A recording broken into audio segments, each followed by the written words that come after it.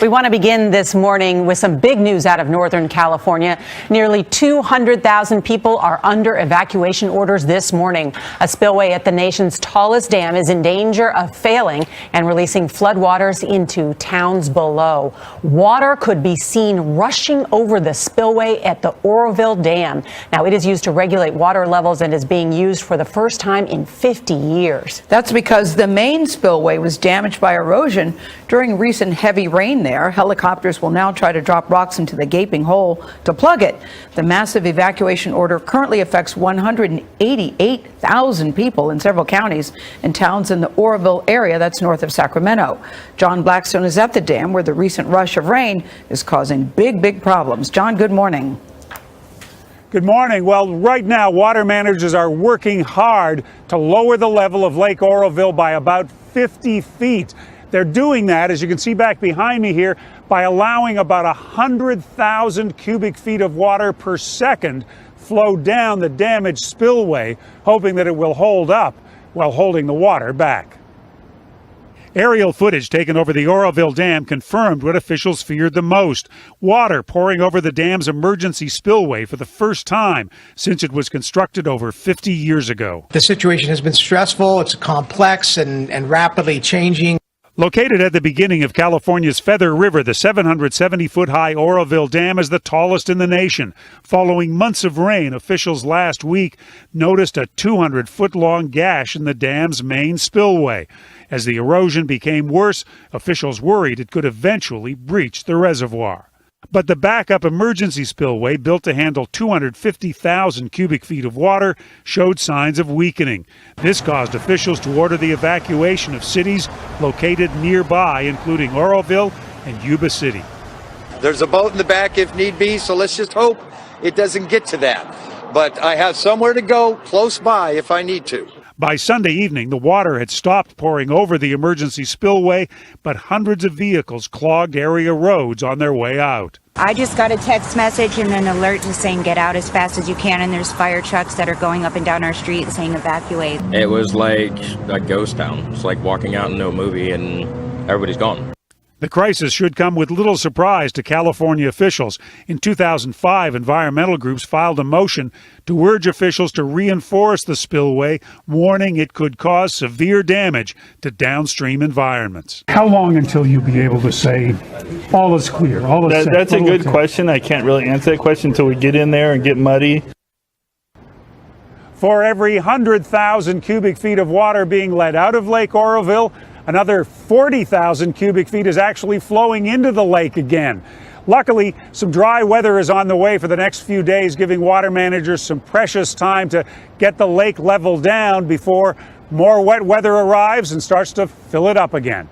A powerful winter storm is taking aim at the Northeast this morning. Blizzard conditions and more than a foot of snow are expected in parts of New England.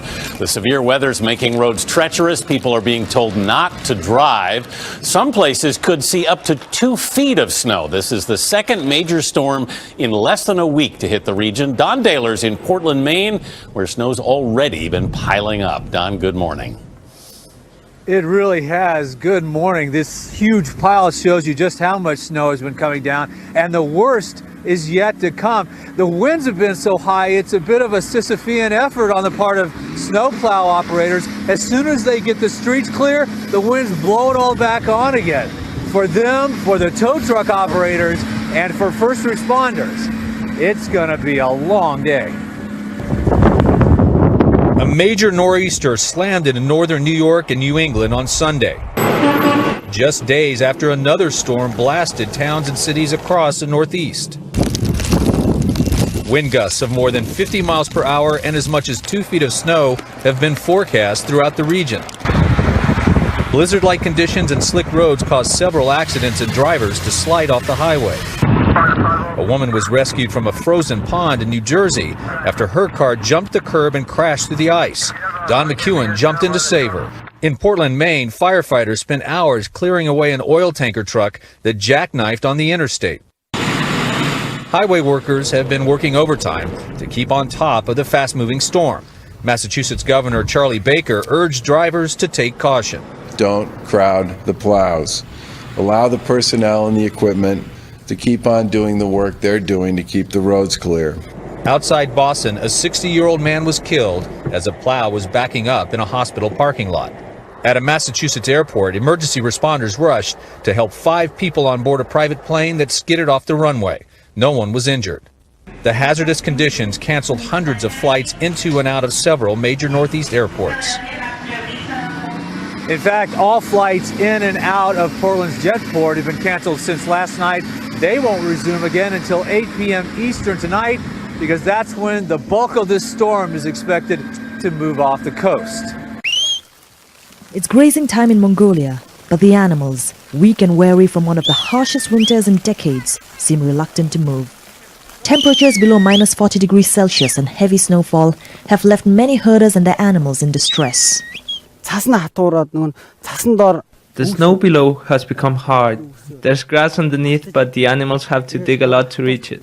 Their hooves have peeled off, and many of them can't walk. Hunger gets the animals moving and pawing the snow for bits of dry grass, slim pickings for the effort involved. Weaker animals are fed in their pens, but reserves are running low, and it's barely halfway through winter. This is what Mongolians call Zud, a state of emergency when dry summers are followed by extreme winters, often leading to mass animal deaths in spring.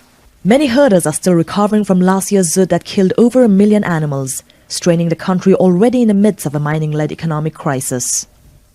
Mongolia's livestock population surpassed 60 million last year, but far from being a bumper season for herders, the country's economic recession meant less demand and lower prices for their products, and this, coupled with climatic and environmental factors, has left many herders with the odds stacked against them. For herders who have lost it all, the outskirts of Ulaanbaatar is often the last resort in the quest for a new life. But with mounting issues of poverty, overcrowding and pollution, the solution may lie back home. Education and skills training opportunities for the rural young people are very important and something that's required to help them understand the importance of sustainable herding. Pictures are the only signs of the herding life this young family left behind. The father now works at a factory labeling bottles, and their kids do well at school, but they say bittersweet memories of life on the steppe are hard to erase. Honestly, city life is not something to be desired when you have enough animals to continue herding. For people with animals, life is back home in the countryside. For those still hanging on to the ancient herding lifestyle, it's hope for a mild spring that keeps them going for now. South Africa's Agriculture Minister is assessing the damage of a potentially devastating pest. The fall armyworm comes from Central and Southern America and has a voracious appetite. There have been previous infestations across the African continent, but the latest outbreak in southern Africa started last year in Zambia. 2 weeks ago, scientists confirmed it's reached South Africa. The worms feed on a wide range of crops, including all the staples, such as maize and this farmer's sorghum. I think it's about a third of the country's sorghum has been planted in the Springbok Flats. So 12,000 hectares plus has been planted here, so I think it's a very big impact on the sorghum industry. There can be as many as 1,000 of them per square metre. They eat leaves and the plant's reproductive organs. They live for up to 40 days and are very good flyers as adult moths. Quick reactions are essential to containing the pests. An emergency pesticide spraying program started within 36 hours of the fall armyworm being identified. But the tricky thing is the worm hides right inside the plant. So even where chemicals have been used, some survive. The fall armyworm is particularly unwelcome in a region already struggling to cope with a drought. Already it is in 4 provinces, and at the rate it is spreading, it worries us. We had a disaster last year of drought. We want to deal with this as a disaster, but we must make sure that we don't wait for long processes. Any delays is expected to hinder efforts to stop the march of the fall armyworm. China's smog problem isn't getting better, but covering tall buildings and plants is one way to try to fix it. By the time the buildings are finished next year, they'll be home to 1,100 trees and 2,500 other plants. The company behind the project estimates all those plants will soak in 25 tons of carbon dioxide a year and release 60 kilograms of oxygen daily. Similar vertical forests exist in other cities. And while that sounds like enough to make somewhat of a dent, some environmentalists have mentioned that new construction creates a lot of carbon dioxide, and later on, the plants will need upkeep and water. Could your Big Mac kill you? According to a new study published in the Journal of Environmental Science and Technology, the answer is yes, but not for the reason you might think. The report found Americans may be exposed to dangerous chemicals when eating fast food, wrapped in paper treated with perfluorinated chemicals, or PFCs, which have been linked to cancer and other illnesses. PFCs are also widely used in stain-resistant products, fire-retardant materials, and nonstick cookware. To discuss these health risks, we're now joined by one of the authors of the study, Graham Peasley. He's a professor of nuclear medicine at the University of Notre Dame. Professor Peasley, the Centers for Disease Control and Prevention have found PFCs in the blood of virtually all Americans. As these PFCs are linked to cancer, thyroid, kidney problems, hypertension, why are PFCs so widely used in consumer products? Well, these chemicals are very valuable in the sense that they do a function that no other chemical does. They're a surfactant that allows water and oil to be resisted. So if you want oil resistance or water resistance, these are the best chemicals for it. They're all man-made, and they're artificially created to be the best resistance that we have. Why they need to be on our fast food wrappers, that's another story. Well, there are PFC-free food wrappers readily available, so why aren't they being used instead? Well, it's one of those things that we're not sure why they're in the papers, other than that somebody thought it was a good idea that you shouldn't be able to get grease on your pants while you eat fast food. And we kind of understand that. The alternative is to wash your pants, but we tend to believe that this class of chemical is very persistent. It's going to last forever. Not only may it get into the food that you're eating, and you may eat some of these chemicals, which are known to be toxic in several cases, but what happens to the wrapper when you throw it away?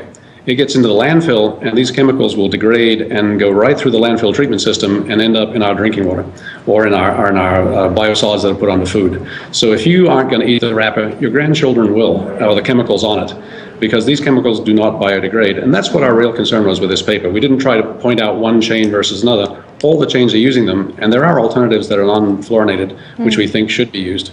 So that's why we published this paper. Hundreds of pilot whales managed to return to the water after being stranded on a New Zealand beach. But how do whales and dolphins, who are naturally expert navigators, end up getting beached? Individual animals will strand themselves for simple reasons, including illness, injury, and old age. But mass strandings, like those in New Zealand, are a bit more mysterious. Humans might have a hand in some whale strandings. Loud sonar can cause them to flee and beach themselves. But other factors could play a role as well. Whales and dolphins are, for the most part, social creatures, and some species follow a leader, which could lead them to shore. Environmental factors could also be to blame. Scientists think changes in the Earth's magnetic field could disorient them, and red tides, poisonous red algae blooms, might have been responsible for stranding over 300 whales in Chile in 2015. Humans have visited the deepest part of our planet, the Mariana Trench, only twice, once in 1960 and again in 2012. Yet the trench, a nearly 7-mile deep rift in the Pacific, appears to be pretty polluted. Some animals there have contamination levels similar to what you'd see in highly polluted industrial areas. They also contain toxins banned in the 1970s. The pollutants seem to concentrate thanks to gravity and the food chain. As animals who were contaminated near the surface die and sink to the bottom, the toxins build up in the ecosystem. The toxins are called persistent organic pollutants. They can cause birth defects and developmental problems in both animals and people. The most infamous example of this type of toxin is probably the pesticide DDT. The same kind of pollutants can be found on land too. A 2016 study found that polar bears, already at risk because of melting Arctic ice, were consuming the toxins through their mother's milk. Now it's beginning to look like many remote ecosystems are becoming a sink for pollutants. Over time, these toxins seem to be concentrating in more remote areas of the globe.